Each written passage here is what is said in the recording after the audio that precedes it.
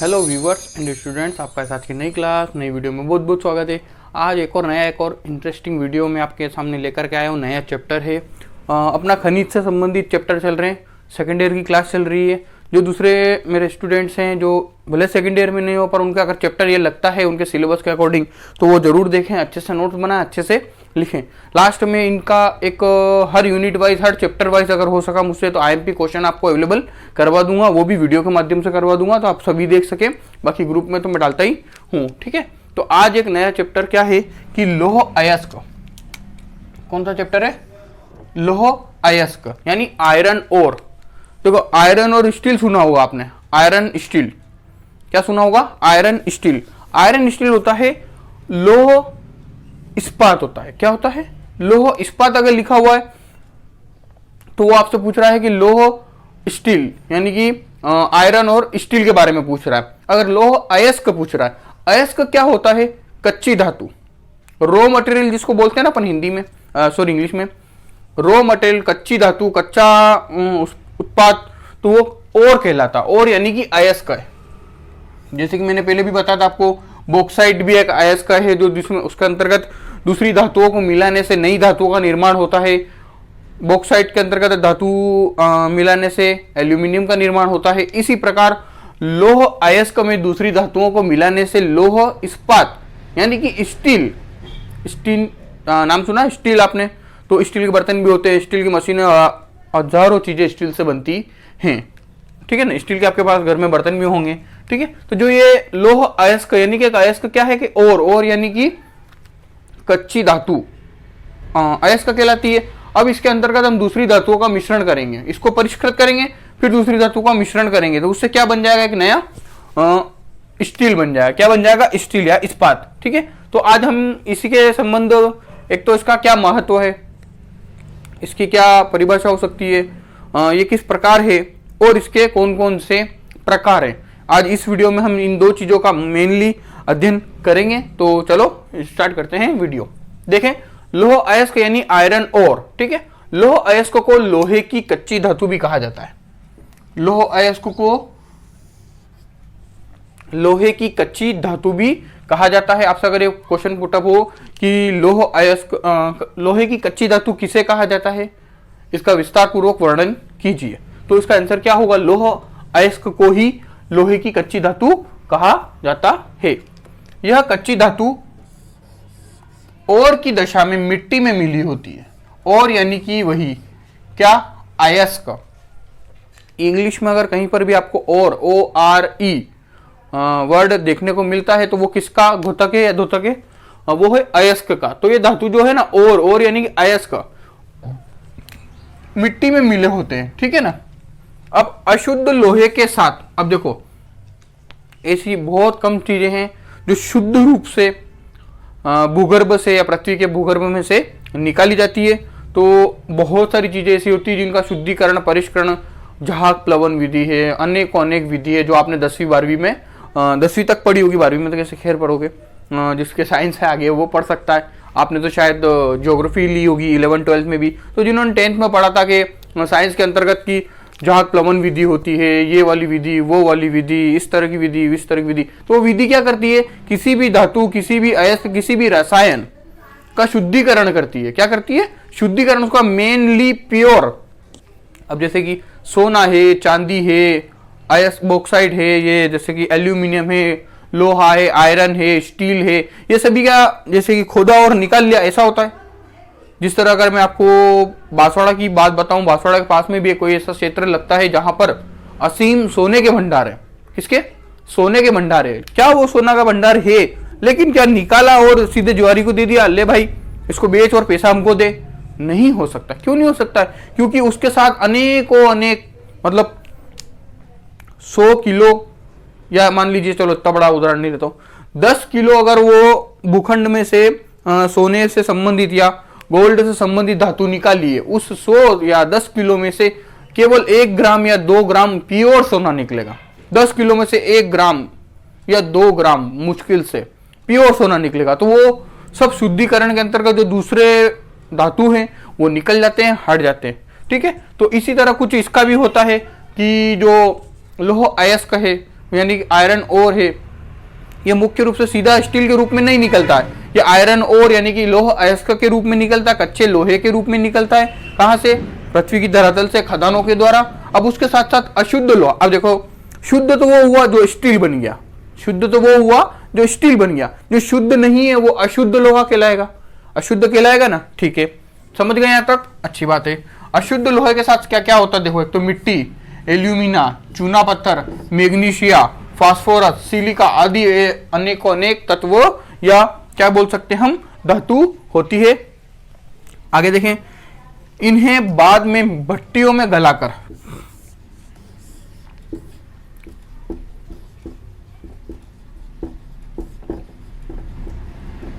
भट्टी में गलाकर यानी परिष्कृत करना, यानी कि उसका रूप परिवर्तित कर देना, क्या कहलाता है? भट्टियों में गलाना कहलाता है, या शुद्धिकरण कहलाता है, या विधि कोई सी भी हो सकती है। हर एक धातु की अलग विधि होती है जिसके द्वारा उसका शुद्धिकरण किया जाता है, शुद्ध रूप में लाया जाता है। अशुद्ध रूप से शुद्ध रूप में लाने के लिए अनेक अनेक पद्धतियों का उपयोग किया जाता है। तो अब देखो, इन्हें बाद में भट्टियों में गलाकर साफ किया जाता है, जिसे कच्चा लोहा कहते हैं। अब ये कच्चा लोहा प्राप्त हो गया, पहले लोह अयस्क था, कच्ची धातु के रूप में था, अब कच्चा लोहा प्राप्त हो गया है, साफ कर लिया, ठीक है ना, परिष्कृत कर लिया, गला लिया। फिर क्या किया जाता है? फिर इस कच्चे लोहे में क्या मिलाई जाती है? दूसरी धातुओं का मिश्रण किया जाता है और इस्पात प्राप्त, यानी इस्पात क्या होता है? स्टील, स्टेनलेस स्टील सुना होगा, स्टील जो बहुत मजबूत धातु होती है, हल्की भी होती है, बहुत उपयोगी होती है। ठीक है, स्टील के बर्तन होंगे आपके पास, अनेक अनेक जो बड़ी बड़ी इंडस्ट्रीज है वहाँ पर मशीनों का प्रयोग करना है, आपको मशीनों का उपयोग करना है, तो मशीनों को बनाने के लिए बहुत सारे स्टील की आवश्यकता होती है। जो स्टील किससे बनता है? लौह अयस्क से, लौह यानी कि आयरन ओर से बनता है। आयरन ओर का पहले परिष्करण करेंगे, पहले तो खदान से निकाल लिया, फिर उसको भट्टियों में गलाया, भट्टियों में गलाने के बाद कच्चा अयस्क यानी कि क्या प्राप्त हुआ? कच्चा लोहा प्राप्त हुआ। फिर उसमें अनेक अनेक जो दूसरे धातु होती है जिससे जो बनता है उसको बनाने के लिए फिर उसका मिश्रण किया जाता है और लास्ट में क्या प्राप्त किया जाता है? इस्पात यानी कि स्टील प्राप्त किया जाता है। ठीक है ना, स्टील प्राप्त किया जाता है। अब ये तो था लौह अयस्क का सामान्य परिचय और महत्व। अब देख लेते हैं इसकी कौन कौन से प्रकार हैं। अनेक अनेक 4 प्रकार है इसके मुख्य रूप से, हेमेटाइट, मैग्नेटाइट, लेमेनाइट और सिडेराइट, ये 4 प्रकार है। तो इनका भी अध्ययन हम इस वीडियो में कर लेते हैं। चलो देख। हाँ स्टूडेंट्स, अब देख लेते हैं लौह अयस्क के प्रकार। मैंने बताया आपको 4 प्रकार का होता है, हेमेटाइट, मैग्नेटाइट, लेमेनाइट और सिडेराइट। तो उसमें पहला है हेमेटाइट। तो देखें हेमेटाइट कैसे है, क्या है? 4 प्रकार के हैं। ये कौन से लौह अयस्क के प्रकार हैं? ठीक है ना, हर एक के अलग अलग प्रकार होते हैं। इसी तरह आपसे यह सीधा सा क्वेश्चन पुटअप होगा। देखो मैं बताता चलता हूँ हर बार आपको कि जो मैं पढ़ा रहा हूँ उससे संबंधित क्वेश्चन क्या बनेंगे। देखो, पढ़ाना और समझना एक अलग बात है और उससे संबंधित क्वेश्चन आना समझना वो अलग बात है। कभी कभी क्या होता है कि आपको आंसर पता है, क्वेश्चन नहीं बनता, कभी कभी क्वेश्चन पता है, आंसर नहीं आता है। तो वो 3 इडियट्स आपने पिक्चर देखी होगी, उसमें बोलता है कंफ्यूजन ही कंफ्यूजन है, सॉल्यूशन का पता नहीं, सॉल्यूशन जो मिला ही था, क्वेश्चन क्या था पता नहीं। तो आपके साथ भी कभी ऐसा ना हो, ऊपर वाला ना करे। तो जो चीज मैं आपको समझाता चल रहा हूँ उससे संबंधित जो क्वेश्चन बनते हैं आप वो भी दिमाग में रखा करें। तो अब जैसे सीधा सा क्वेश्चन बनेगा, लौह अयस्क के प्रकारों का वर्णन कीजिए, लौह अयस्क के प्रकारों का वर्णन कीजिए। या बड़ा क्वेश्चन बनाइए तो छोटा क्वेश्चन क्या बन सकता है, किन्हीं 2 लौह अयस्क के प्रकारों के नाम लिखिए। तो हेमेटाइट, मैग्नेटाइट, लिमेनाइट, सिडेराइट। ठीक है ना, तो चारों को मैं समझा रहा हूँ, आपको ये चारों अच्छे से याद रखना। क्वेश्चन आपको एग्जाम में देखने को जरूर मिलेगा, ये मोस्ट आईएमपी है। ठीक है ना, ये मोस्ट आईएमपी लिख देना ऊपर बाय मी ऐसा करके खुद से ही। तो देखें पहले हेमेटाइट। हेमेटाइट अयस्क ऑक्सीजन लोहे के मिलने से बनता है। देखो ऑक्सीजन जो होता है ना वो भी पाया जाता है अंदर, तो वो ऑक्सीजन और लोहे का जब आपस में मिलन होता है तो क्या बनता है? हेमेटाइट बनता है। इसलिए इसको क्या कहा जाता है? लोहे का ऑक्सीजन, लोह का ऑक्साइड।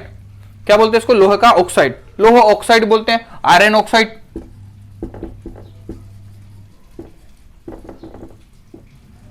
ठीक है ना, आयरन ऑक्साइड बोल देते हैं। क्या बोलते हैं इसको? आयरन ऑक्साइड या लोहे का ऑक्साइड।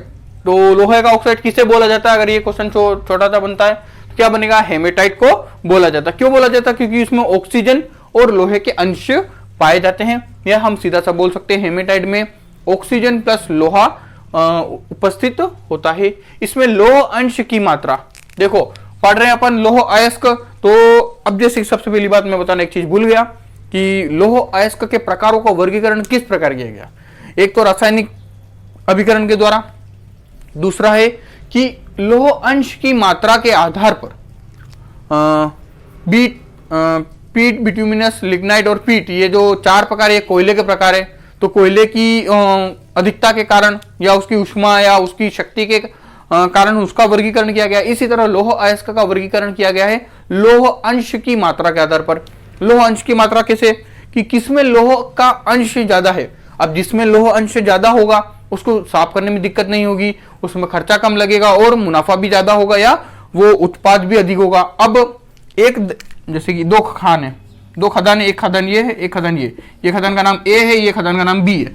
अब इसमें से निकल रहा है 100 किलो, 100 किलो निकल रहा है। 100 किलो में से 70% तो क्या निकल गया, लौह अंश, और 30% वेस्टेज गया, ठीक है ना। अब एक ये खान है, इसमें 10% निकल रहा है लोहा और 90% वेस्टेज जा रहा है। अब तो किसमें फायदा होगा ये बताओ, खान ए में कि खान बी में। तो जो इस प्रकार का हेमेटाइट प्रकार का लोहा है, जो लोह अंश पाया जाता है वो यहाँ पर पाया जाता है। तो यहाँ पर खदान एक खनन करने में आपको फायदा है, क्योंकि इसमें लोह अंश की मात्रा ज्यादा पाई जाती है। कुछ ऐसे प्रकार के भी अभी आगे आएंगे जिनमें लोह अंश की मात्रा कम होती है। यानी कि लोह अंश के आधार पर लोह अयस्क का वर्गीकरण किया गया है। तो ऊपर लिख देना, लोह अंश के आधार पर लोह अयस्क का वर्गीकरण या प्रकार, ठीक है ना, मैंने लिखा नहीं।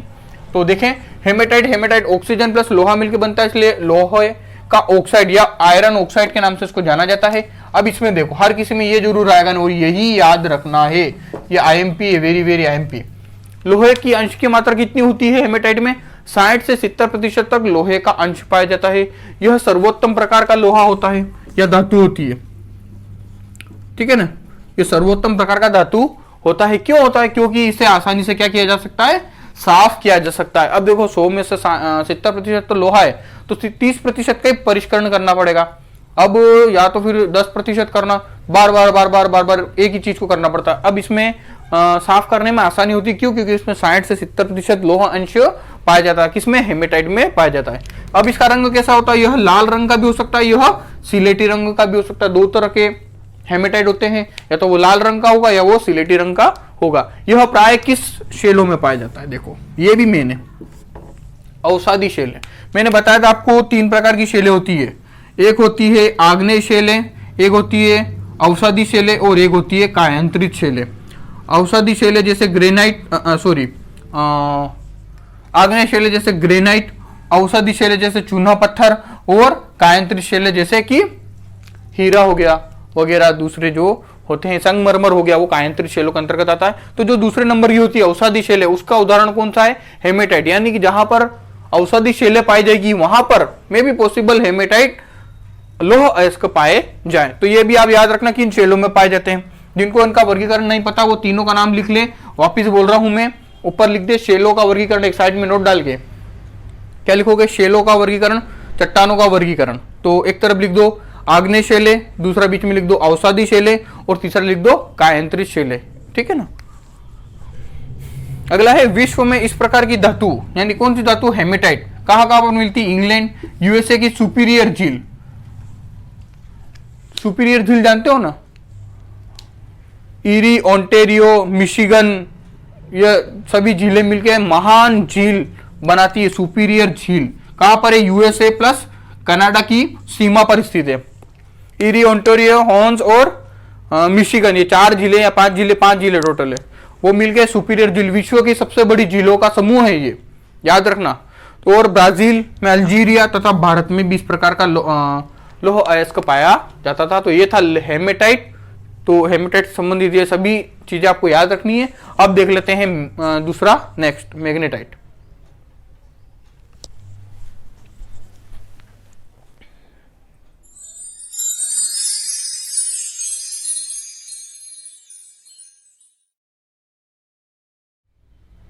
हाँ स्टूडेंट्स, अगला प्रकार देखते हैं मैग्नेटाइट। हेमेटाइट देख लिया आप, मैग्नेटाइट देखते हैं, यह सबसे उत्तम प्रकार का होता है। अगर आपसे पूछा जाए कि चारों लोह अयस्क के चारों प्रकारों में से हेमेटाइट, मैग्नेटाइट, लिमोनाइट और सेडेराइट, चारों में से उत्तम प्रकार का यानी सबसे अच्छा लोह अयस्क कौन सा प्रकार का है, तो वो कौन सा होगा? मैग्नेटाइट। क्यों होता है? क्योंकि इसमें लोह अंश की मात्रा 71% से भी अधिक पाई जाती। उसमें कितना था? 60 से 70% तक, और इसमें 71% से अधिक लोह अंश की मात्रा पाई जाती है। किसमें? मैग्नेटाइट में। यह आग्नेय तथा कायांतरित शैलों में पाया जाता है। कहां पर मिलता है? वो कहा था? औषधि शैलों में। हेमेटाइट कहां था? औषधि शैलों में।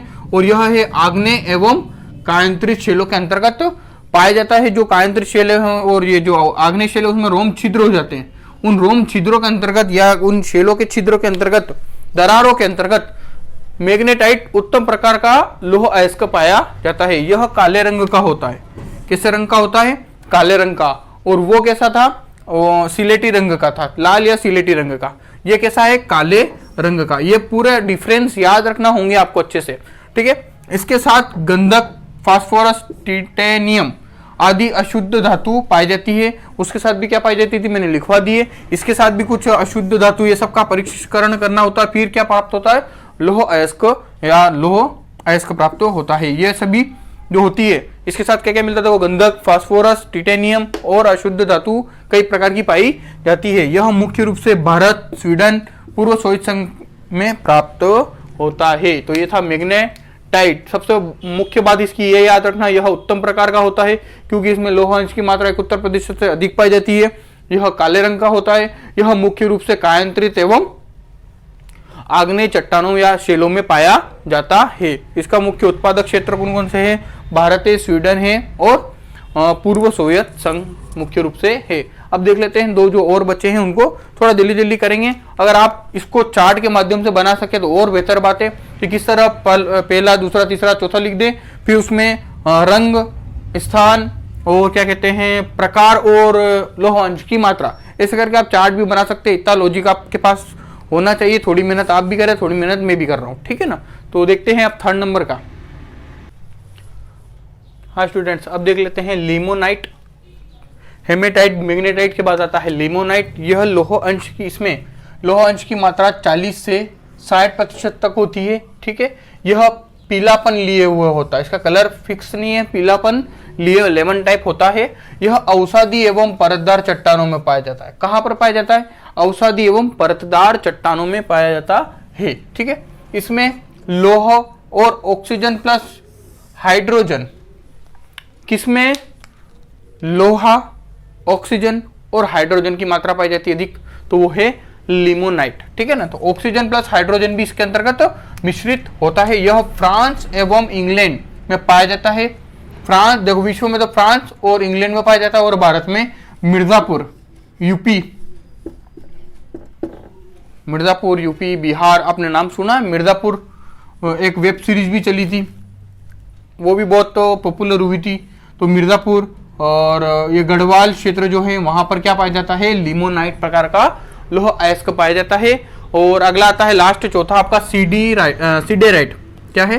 सीडेराइट। यह भी लास्ट प्रकार का है। अब लास्ट प्रकार का है तो ये लास्ट ही हो सकता है। देखो, एक होता है कक्षा में 1 नंबर, 2 नंबर और 3 नंबर।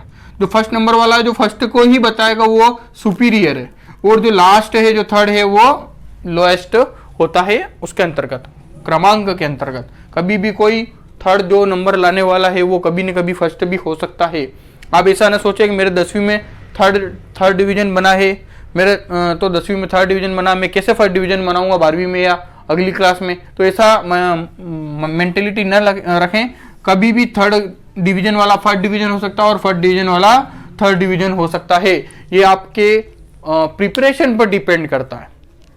आप कभी भी पूछना, फर्स्ट डिवीजन लाते हैं या जो मेरिट में आते हैं या जो डिक्टेशन मार्क्स लाते हैं, वो कभी भी ये नहीं कहेंगे मैंने एक साथ इतना सारा पढ़ लिया, मैंने एक साथ इतना सारा पढ़ लिया। वो कभी भी नहीं कहेंगे। वो कहेंगे मैंने टुकड़े टुकड़ों में, जब भी टीचर ने पढ़ाया, जब भी मेरे सर ने पढ़ाया, मैंने उसी समय उसका दौरान कर लिया, उसी समय उसका रिपीटेशन कर लिया या उसी समय उसी को लिख लिया। अब जैसे कुछ बच्चे ऐसे होंगे जो अपने दोस्तों के साथ बैठे हैं और वीडियो देख रहे होंगे, और सर पढ़ा रहे हैं ये, अरे हाँ ये वो।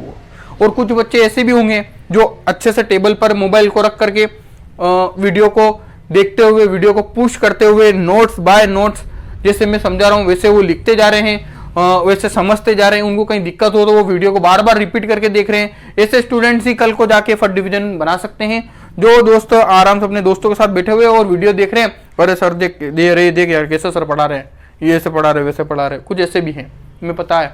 हर बार बैच के अंतर्गत कुछ अलग अलग किस्म के स्टूडेंट का सामना हमें करना पड़ता है। तो आप में भी कुछ कुछ ऐसे होंगे, पर आप सोचे हैं कि फर्स्ट डिवीजन बनाना है, सेकेंड के थर्ड, और आपका ये जो भूगोल विषय ऐसा है कि जो दूसरे विषयों को भी संवार सकता है। अगर आपने भूगोल में अच्छे अंक लिया है तो वो कहीं ना कहीं आपके दूसरे विषय को भी सेकंड डिवीजन हो रहा होगा तो वो फर्स्ट डिवीजन बना सकता है। तो आप अच्छे से इसको बैठ करके अच्छे से नोट्स प्रॉपर बनाए, समझें। मैं इतना सारा समझाता क्यों हूँ, ये चाहता तो नोट्स में डाल सकता हूँ, ये समझाने की चीजें नहीं है। ये कोई IAS वगैरह और ये जो खनिज वगैरह ये समझाने की चीज थोड़ी है। अब मैं प्रैक्टिकल थोड़ी कर रहा हूँ यहाँ पे कि इसमें इसको मिला है तो देखो बच्चों ये बन गया, ऐसा थोड़ी हो रहा है। फिर भी मैं मेरे जो हो सकता है कि मैं छाट के मुख्य बातें आप तक भेजने की कोशिश करता हूं, तो भी आप उसको प्रॉपर नोट्स नहीं बनाते हैं, तो भी आप सही से नहीं पढ़ते हैं, ध्यान इधर उधर भंग करते हैं। फिर आपको एग्जाम में दौड़ना पड़ता है, सर ये समझ नहीं आ रहा, सर वो समझ नहीं आ रहा, सर ये कैसे पढ़ूं, सर वो कैसे पढ़ूं। तो ऐसा ना करें। एक एक गुट करके पियोगे तो पूरा पानी अंदर पेट में उतर जाएगा। एक गिलास पूरा पानी मुंह में डालोगे तो कुछ तो बाहर जाएगा, कुछ नाक में चढ़ जाएगा, कुछ दिमाग में चढ़ जाएगा, हो सके आपकी मौत भी हो जाए। ठीक है ना। तो कुछ इस तरह की बातें ना करें और गुट पिए या एक एक निवाला खाएं, यानी कि एक एक चैप्टर को अलग अलग रूप में समझते हुए नोट्स बनाते रखें और आगे बढ़ते रहें। तो देखते हैं सिडेराइट, यह अयस्क कार्बोनेट भी है। अयस्क कार्बोनेट किसका नाम है? सिडेराइट। क्यों है? क्योंकि इसमें लोहे के साथ क्या मिलता है? कार्बन का मिश्रण मिलता है। किसी में भी कार्बन नहीं मिलता है, किसी में भी कार्बन नहीं मिलता है इसके अलावा लोह अयस्क में। किसमें? सिडेराइट में क्या मिलता है? कार्बन मिलता है।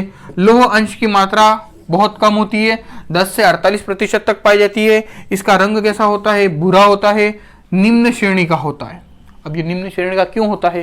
मैंने पहले ही बताया था आपको, जिसमें लोह अंश की मात्रा ज्यादा होगी उसमें अशुद्धियां बहुत होगी, जिसमें लोह अंश की मात्रा कम होगी उसमें अशुद्धियां ज्यादा होगी। जैसे कि इसमें हो रहा है, लोह अंश की मात्रा 10 से 48 यानी कि 10-20 के अंदर का तो होता है मुख्य रूप से। कोई कोई ऐसा होता है जो 48% भी हो जाता है। तो 10% ये है, और एक कहा 90% अशुद्धियां उसके अंतर्गत। 10% लोह अंश है यानी कि उसमें 90% क्या है? ये 90% क्या है? अशुद्धियां। वो अशुद्धिया के कारण इसको क्या बोला जाता है? ये निम्न श्रेणी का होता है। कौन सा लोह अयस्क निम्न श्रेणी का होता है? तो वो कौन सा होता है? सिडेराइट। सबसे उत्तम किस्म का मैग्नेटाइट। ठीक है ना। इसका रंग भूरा होता है। यह इंग्लैंड, फ्रांस, लग्जमबर्ग आदि क्षेत्रों में प्राप्त होता है। तो यह थे चारों प्रकार। किस प्रकार लोह अयस्क का महत्व है ये मैंने आपको इसमें समझाया, चारों प्रकार समझाए। एक नए क्वेश्चन इस वीडियो से जरूर आपकी क्वेश्चन पेपर में देखने को मिलेगा। आप माने तो माने, नहीं माने तो भी आपको देखने को मिलेगा। ऐसे मेरी पूरी आशा है कि देखने को मिले भी सही, क्योंकि आसान चैप्टर है, कोई हार्ड एंड डिफिकल्ट नहीं है। इसके बाद देखेंगे इसका स्थानिक वितरण और विश्व व्यापार, वो देखेंगे हम नेक्स्ट वीडियो में। तो आई होप ये वीडियो आपको पसंद आई होगी, समझ आई होगी। अच्छी लगे तो वीडियो लाइक करना, शेयर करना दोस्तों के साथ, और मिलते हैं इसी प्रकार की नेक्स्ट वीडियो में। बने रहे हमारे साथ। Thanks for watching.